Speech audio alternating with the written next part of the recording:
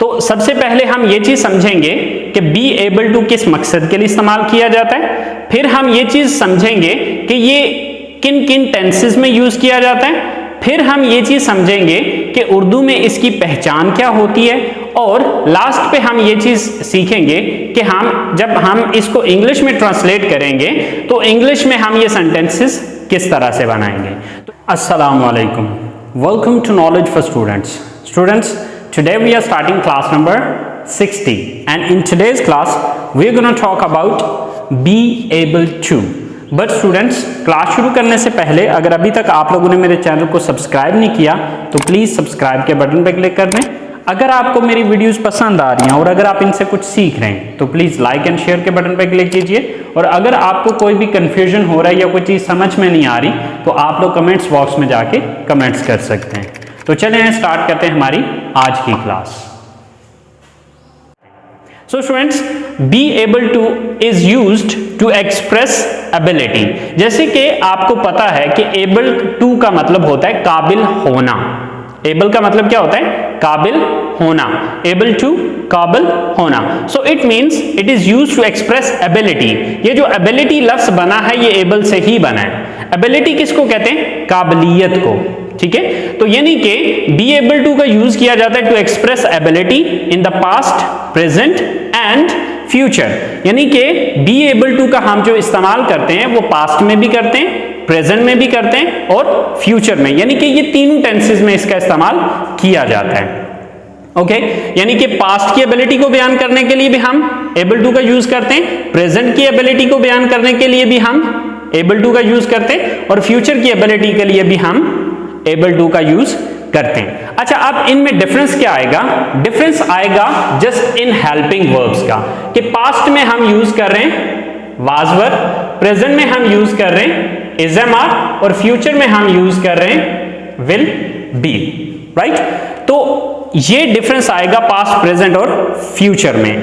अच्छा, ये वही डिफरेंस है जो कि हम ऑलरेडी पिछली क्लासेस के अंदर या टेंसेस के अंदर भी ये बात डिस्कस कर चुके हैं कि प्रेजेंट में हम फर्स्ट फॉर्म यूज करते हैं तो is am are basically first form है, पास्ट में हम सेकंड फॉर्म यूज करते हैं तो इज एम आर की सेकंड फॉर्म ही है यहां पर वाज और वर। और फ्यूचर के बारे में मैंने आपको बताया था कि हम विल के बाद फर्स्ट फॉर्म यूज करते हैं। तो यहां पर देखें विल यूज कर रहे हैं और साथ बी यूज कर रहे हैं, तो बी बेसिकली फर्स्ट फॉर्म है। तो यहां पर अब आप सोच रहे होंगे कि सर यहां पर इज एम आर क्यों नहीं आया, क्योंकि इज एम आर भी तो फर्स्ट फॉर्म है, लेकिन असल में जो बेस फॉर्म है वो बी है, इज एम आर नहीं है। ठीक है, देखें ना, बेस फॉर्म ये हमारी क्या है? बी बेस फॉर्म है। तो इसलिए मैंने विल के साथ इज एम आर तो यूज नहीं किया जा सकता, इसलिए विल के साथ हमने बी का वर्ड यूज किया है। अच्छा, अब आप सोच रहे होंगे कि सर एबिलिटी के लिए तो हमने कैन और कुड को भी पढ़ा था। बिल्कुल पढ़ा था। तो हम ये चीज कह सकते हैं कि एबिलिटी को बयान करने के लिए, पास्ट की एबिलिटी को बयान करने के लिए ये कुड का अल्टरनेटिव है। अल्टरनेटिव का मतलब होता है मुतबादल, यानी कि चाहे तो आप कुड का यूज करें एबिलिटी को बयान करने के लिए, यानी कि पास्ट की एबिलिटी को बयान करने के लिए चाहे तो आप एबल टू का पास्ट में यूज करें, चाहे तो आप इसकी जगह पे एबल टू का यूज एबल टू की जगह पे कुड का यूज भी किया जा सकता है। यानी कि हम ये कह सकते हैं कि एबल टू पास्ट में जो यूज किया जा सकता है उसकी जगह पे हम कुड का यूज भी कर सकते हैं। ठीक है, इसी तरह से जो हमने प्रेजेंट में एबल टू का यूज पढ़ रहे हैं, ये प्रेजेंट की एबिलिटी को बयान करने के लिए यूज होता है। तो प्रेजेंट की एबिलिटी के लिए तो हमने कैन भी पढ़ा था, बिल्कुल पढ़ा था, तो आप प्रेजेंट के लिए कैन बी यूज कर सकते हैं। सो इट मींस कि प्रेजेंट की एबिलिटी को बयान करने के लिए आप चाहे तो कैन का यूज करें, चाहे तो बी एबल टू का प्रेजेंट में यूज करें, सेम थिंग है। अब ये आप पे डिपेंड करता है कि आपको दोनों में से बेटर कौन सा लगता है। ठीक है, इसी तरह से बी एबल टू पास्ट में या फिर कुड, ये दोनों जो है ये पास्ट की एबिलिटी को बयान करते हैं।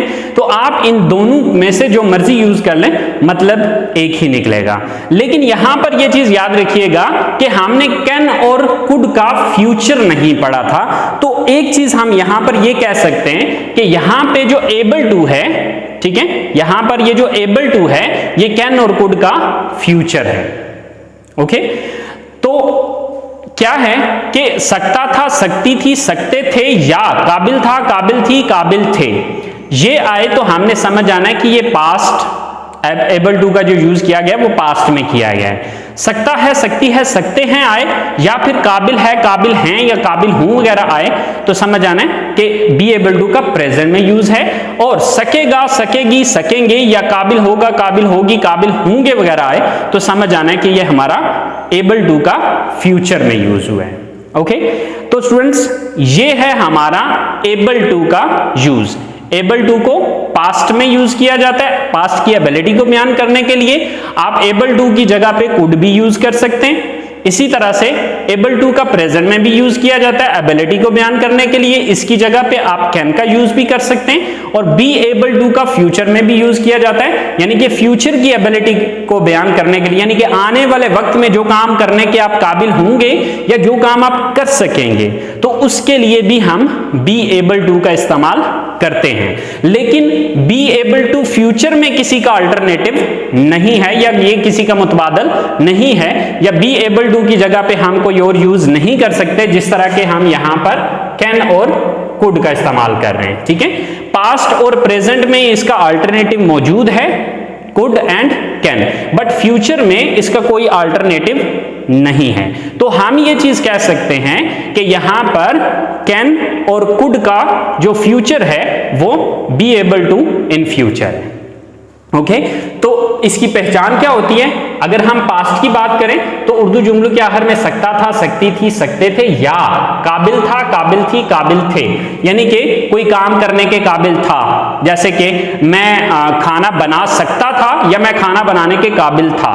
ठीक है, तो अब बेसिकली ये बात एक ही है, लेकिन काबिल था, काबिल थी, काबिल थे नॉर्मली हम बहुत कम यूज करते हैं। ठीक है, इसी तरह से सकता है, सकती है, सकते हैं, तो या फिर काबिल है, काबिल हैं, काबिल हूं वगैरह, ये जो है ये प्रेजेंट के लिए यूज होता है। तो आप इसमें चाहे कैन यूज करें, चाहे बी एबल टू प्रेजेंट में यूज करें इस एमआर के साथ। ठीक है, तो ये सेम मतलब देंगे, जैसे कि मैं इंग्लिश बोल सकता हूं या मैं इंग्लिश बोलने के काबिल हूं, राइट।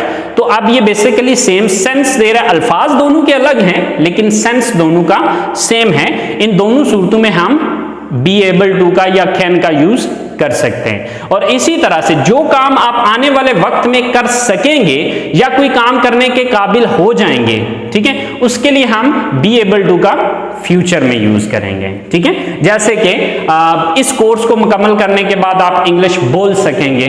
ठीक है, या एक हफ्ते के कोर्स के बाद मैं ड्राइविंग कर सकूंगा, या कुछ भी इस तरह के जो भी मतलब मैं कहता हूं कि जी इस ऑपरेशन के बाद आप चल सकेंगे। ठीक है, या इस ऑपरेशन के बाद वो देख सकेगी, राइट। तो इस तरह के जितने भी सेंटेंसेस होंगे उनका हम बी एबल टू का फ्यूचर में यूज करेंगे। I hope so be able to का आपको past, present and future purpose समझ में आ गया होगा, इसकी पहचान समझ में आ गई होगी। अब हम देखते हैं कि हम इन सेंटेंसेस को इंग्लिश में ट्रांसलेट किस तरह से करेंगे। तो चले आए सेंटेंसेस को एक तो स्ट्रक्चर देखते हैं, प्लस इसके साथ साथ हम इसको इंग्लिश में ट्रांसलेट करके देखते हैं। तो स्टूडेंट्स, ये बी एबल टू की तीनों स्ट्रक्चर्स हैं। फर्स्ट वाली जो है ये प्रेजेंट की स्ट्रक्चर है, सेकंड वन पास्ट की है, एंड द थर्ड वन है जो है ये फ्यूचर की स्ट्रक्चर है। यानी कि जब हम इसको इंग्लिश में ट्रांसलेट करेंगे तो सबसे पहले subject plus is am are plus able to plus first form plus object and full stop. अगर हम पास्ट की बात करें तो पास्ट की स्ट्रक्चर क्या होगी? Subject plus was were plus able to plus first form plus object and full stop. And if we talk about the future, then subject plus will be plus able to plus first form and plus object and full stop, right? तो students यहां पर मैंने तीन sentences लिखे हैं। अब इन्हीं तीन सेंटेंसेस को हम प्रेजेंट, पास्ट और फ्यूचर में देखेंगे और इन्हीं को फिर हम नेगेटिव में कन्वर्ट करेंगे और इन्हीं को हम इंट्रोगेटिव में बना के देखेंगे कि फर्क क्या आ रहा है। ओके, तो स्टूडेंट्स यहां पर ये चीज अगर आप इन तीनों स्ट्रक्चर्स को आपस में कंपेयर करें तो आप देखेंगे कि आपको फर्क सिर्फ इन हेल्पिंग वर्ब्स का नजर आएगा। ठीक है, ये एंड ये। और ये फर्क कौन सा है? ये वही फर्क है जो कि मैं स्टार्टिंग की क्लासेस से आपको बताता आ रहा हूं कि प्रेजेंट में हम फर्स्ट फॉर्म यूज करते हैं, पास्ट में हम सेकंड फॉर्म यूज करते हैं और फ्यूचर में हम विल के साथ फर्स्ट फॉर्म का यूज करते हैं। तो अगर आप इन तीनों चीजों को देखें तो सेम वही फार्मूला है जो कि मैं शुरू से आपको बताता आ रहा हूं कि इज एम आर यहां पर फर्स्ट फॉर्म है, वाज वर इसी की सेकंड फॉर्म है, एंड विल के बाद बी जो है ये, यानी कि विल के साथ बी जो आ रहा है ये बी फर्स्ट फॉर्म है। ठीक है, अब बी यहां पर इसलिए यूज किया क्योंकि बेस फॉर्म हमारी बी है। तो स्टूडेंट्स, हमारा सबसे पहला सेंटेंस है कि वो इस कोर्स के बाद इम्तहान दे सकते हैं या वो इस कोर्स के बाद इम्तहान देने के काबिल हैं। राइट, अब इसको हम इंग्लिश में ट्रांसलेट करेंगे तो सबसे पहले हम देखेंगे कि यहां पर सब्जेक्ट कौन है। तो सब्जेक्ट कौन है?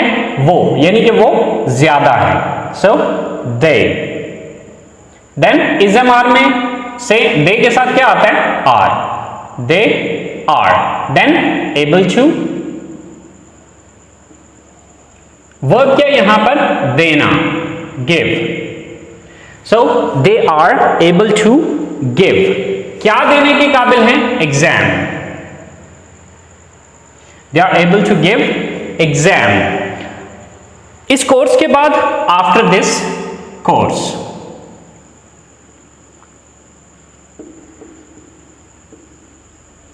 So they are able to give exam after this course, कि वो इस कोर्स के बाद इम्तहान दे सकते हैं या देने के काबिल हैं। राइट, इसके बाद नेक्स्ट सेंटेंस है हमारे पास कि वो ऑपरेशन के बाद देख सकती है या वो ऑपरेशन के बाद देखने के काबिल है। तो अब हम क्या करेंगे? सबसे पहले सब्जेक्ट देखेंगे। सब्जेक्ट कौन है? तो सब्जेक्ट है वो एक लड़की। तो वो एक लड़की की इंग्लिश क्या होती है? शी। अब शी के साथ इज एम आर में से क्या चीज यूज होगी? Is. She is. Then able to. Then verb क्या यहां पर? देखना। तो देखना की इंग्लिश क्या है? See. She is able to see. किसके बाद? ऑपरेशन के बाद, आफ्टर ऑपरेशन।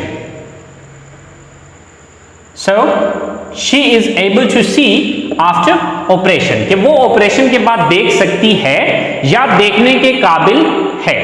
राइट, अच्छा, अब इसके बाद हमारा जो लास्ट सेंटेंस है वो है कि हम गाड़ी खरीद सकते हैं या हम गाड़ी खरीदने के काबिल हैं। राइट, सब्जेक्ट कौन है यहां पर? हम, we. So with we what we use? Are. We are, then able to, we are able to, then first form of the verb, तो verb क्या है यहां पर? खरीदना। तो खरीदना की इंग्लिश क्या है? buy। we are able to buy। क्या खरीदने के काबिल है या क्या खरीद सकते हैं? a car, एक गाड़ी। so we are able to buy a car। हम एक गाड़ी खरीद सकते हैं या हम गाड़ी खरीदने के काबिल हैं। अच्छा स्टूडेंट्स, ये जो तीनों सेंटेंसेस मैंने बनाए हैं ये प्रेजेंट के सेंटेंसेस हैं। राइट, अगर मैं इसी को पास्ट में कन्वर्ट करना चाहूं तो मैंने कोई लंबा चौड़ा तीर नहीं मारना, मैंने कोई लंबी चौड़ी कहानी नहीं करनी। वो इस कोर्स के बाद इम्तहान दे सकते थे, सिर्फ सकते हैं की जगह सकते थे हो जाएगा। जब सकते थे होगा तो ये बात हो जाएगी हमारी पास्ट की। ठीक है, या फिर वो इस कोर्स के बाद इम्तहान देने के काबिल थे। ठीक है, हैं की जगह थे का लफ्ज आ जाएगा। ठीक है, अब इंग्लिश में चेंज क्या आएगा? जिस तरह उर्दू में थे आ रहा है, यहां पर इंग्लिश में दे वर, यानी कि आर को काटेंगे और उसकी जगह वर लगा देंगे। कोई लंबा चौड़ा तीर नहीं मारा, सिर्फ हमने क्या किया कि इज एम आर की सेकंड फॉर्म यहां पर यूज कर दी। ठीक है, इसी तरह से वो ऑपरेशन के बाद देख सकती है, ये प्रेजेंट है, इसी को पास्ट में लेके जाते हैं तो वो ऑपरेशन के बाद देख सकती थी या वो ऑपरेशन के बाद देखने के काबिल थी। राइट, तो अब आपने क्या करना है कि शी इज की सेकंड फॉर्म शी वॉज। बाकी सारे का सारा वही है, आपने सिर्फ इतना किया कि इज एम आर के बाद इज एम आर की जगह पे आपने वाज वर्ब का यूज कर लिया। इसी तरह से हम गाड़ी खरीद सकते हैं या हम गाड़ी खरीदने के काबिल हैं, ये प्रेजेंट है। अगर हम इसी को पास्ट में लेके जाते हैं तो क्या होगा, हम गाड़ी खरीद सकते थे या हम गाड़ी खरीदने के काबिल थे, तो हैं की जगह थे आ जाएगा, तो क्या हो जाएगा वी वर। तो यानी कि आर को खत्म करेंगे और इसकी जगह पे वर लगा देंगे। तो स्टूडेंट्स सिंपल सी बात है कि इस एमआर को हटा के उसकी जगह वाज वर का यूज कर दें तो यही बात पास्ट में चली जाएगी। आई होप सो आपको पास्ट की समझ आ गई होगी कि उर्दू जुमलों में था थी थे का चेंज है और इंग्लिश में इज एम आर की जगह वाज वर का चेंज है। ठीक है, अच्छा इसी तरह से अगर यही सेंटेंसेस हम फ्यूचर में ले जाएं, अगर हम यही बात फ्यूचर के सेंस में करें तो तब क्या होगा कि is am are was were की जगह पे हम विल बी का यूज करेंगे। ठीक है, मिसाल के तौर पे हमारे पास सेंटेंस है कि वो इस कोर्स के बाद इम्तहान दे सकते हैं, इसको फ्यूचर में लेके जाएंगे तो ये फ्यूचर में क्या बात होगी कि वो इस कोर्स के बाद इम्तहान दे सकेंगे, वो इस कोर्स के बाद इम्तहान दे सकेंगे या वो इस कोर्स के बाद इम्तहान देने के काबिल हो जाएंगे। ये हो गया फ्यूचर में बात। अब जब हम इसको फ्यूचर में लेके जाएंगे तो हम क्या करेंगे कि आर की जगह विल बी, बाकी सारे का सारा सेम वही रहेगा। सेंटेंस क्या बन जाएगा, they will be able to give exam after this course, कि वो इस कोर्स के बाद इम्तहान देने के काबिल हो जाएंगे या वो इस कोर्स के बाद इम्तहान दे सकेंगे। राइट, इसी तरह से हमारा जो नेक्स्ट सेंटेंस है कि वो ऑपरेशन के बाद देख सकती है, ये प्रेजेंट है, इसी को फ्यूचर में लेके जाते हैं तो वो ऑपरेशन के बाद देख सकेगी या देखने के काबिल हो जाएगी।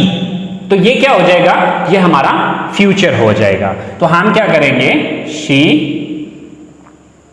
Will be able to, she will be able to see after operation, कि वो ऑपरेशन के बाद देखने के काबिल हो जाएगी या देख सकेगी। और लास्ट सेंटेंस है कि हम गाड़ी खरीद सकते हैं, ये प्रेजेंट है, हम गाड़ी खरीद सकेंगे, ये इसका फ्यूचर है। तो अगर हमें ये फ्यूचर में लेके जाना है तो हम आर को काट के इसकी जगह विल बी लगा देंगे।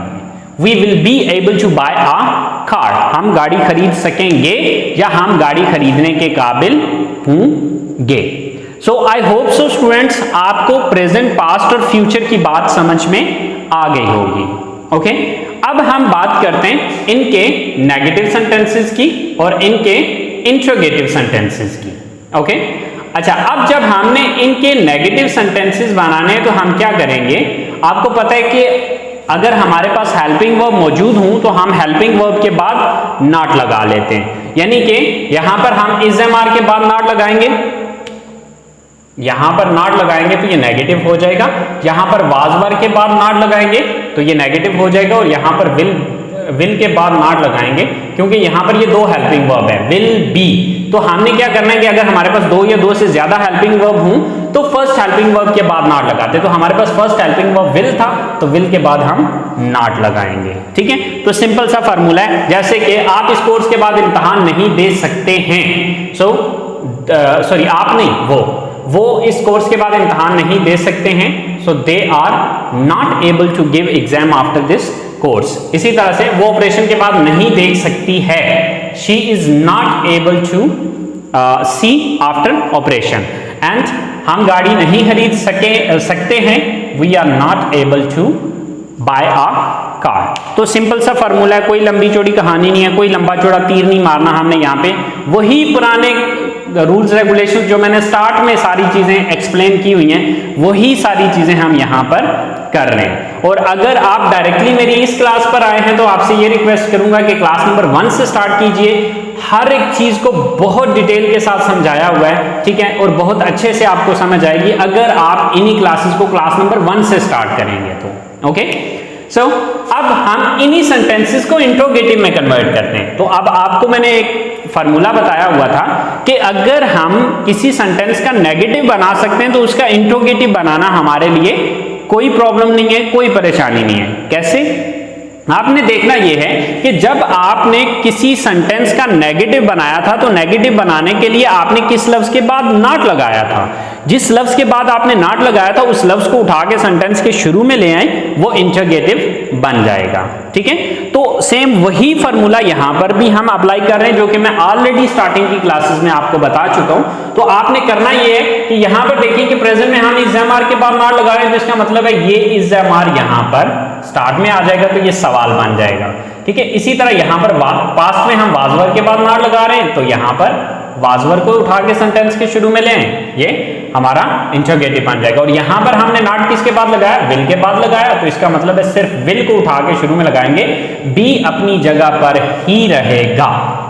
ओके, सो अब हम क्या करेंगे कि मिसाल के तौर पे क्या वो इस कोर्स के बाद इम्तिहान दे सकते हैं, तो क्या करेंगे कि इस नॉट को यहां से खत्म करेंगे और इस आर को यहां पर ले आएंगे, तो क्या होगा, are they able to give exam after this course, और एंड पे क्वेश्चन मार्क हो जाएगा। इसी तरह से she is not able to see after operation, तो इसको इंटरोगेटिव में लेके जाएं, तो इंटरोगेटिव में क्या होगा कि क्या वो ऑपरेशन के बाद देख सकती है या देखने के काबिल है, तो आप इस नॉट को यहां से फिनिश करें और इस इज को उठा के यहां पर ले आएं, तो क्या होगा, is she able to see after operation, कि क्या वो ऑपरेशन के बाद देख सकेगी या देख सकती है, या क्या वो ऑपरेशन के बाद देखने के काबिल है। राइट, इसी तरह से लास्ट सेंटेंस को अगर हम देखें तो यहां पर हम इस नॉट को खत्म करेंगे और आर को उठा के यहां पर ले आएंगे, तो ये हमारे इंटरोगेटिव सेंटेंसेस बन गए। अच्छा स्टूडेंट्स, आप ये चीज सोच रहे होंगे कि सर आपने ये एग्जाम्पल्स बना के क्यों नहीं समझाया। स्टूडेंट्स, शुरू से हम क्लास नंबर मतलब जब से हमने इस कोर्स को डिस्कस करना शुरू किया है, तो तब से मैं सारे सेंटेंसेस अलग अलग बना के बता रहा हूं, आपको समझा रहा हूं। ठीक है, लेकिन हम उस फार्मूला को यूज नहीं उस फार्मूला को यूज कर रहे थे, लेकिन सारे सेंटेंसेस अलग अलग कर रहे थे। लेकिन अब मैंने ये चीज सोची है कि यही फार्मूला जो है वो उन्हीं सेंटेंसेस के ऊपर मैं आपको समझाऊं जो कि हमने पॉजिटिव किए होते हैं, तो उन्हीं में जो चेंजेस होते हैं वो छोटे मोटे चेंजेस करके आपको समझाया जाए कि देखें, अगर आप पॉजिटिव सेंटेंस बना सकते हैं तो आपके लिए नेगेटिव और इंटरोगेटिव सेंटेंस बनाना कोई प्रॉब्लम नहीं है। बस बात इतनी सी है कि आपको वो फार्मूले समझ होनी चाहिए, या वो जो रूल्स रेगुलेशंस आपको मैंने स्टार्टिंग की क्लासेस में बताए हुए, अगर आपको वो रूल्स रेगुलेशन समझ में हूं तो ये चीज आपके लिए कोई प्रॉब्लम नहीं है, कोई मसला नहीं है। ओके, आई होप सो आपने be able to modal verb को अच्छे से समझ लिया होगा। फिर भी अगर आपको कोई चीज समझ में नहीं आई है तो प्लीज आप लोग कमेंट्स बॉक्स में जाके मुझे बताइएगा, मैं इंशाल्लाह दोबारा से इस चीज को एक्सप्लेन कर दूंगा। ठीक है, तो नेक्स्ट क्लास तक के लिए मुझे इजाजत दीजिए, दुआओं में याद रखिएगा। अल्लाह हाफिज।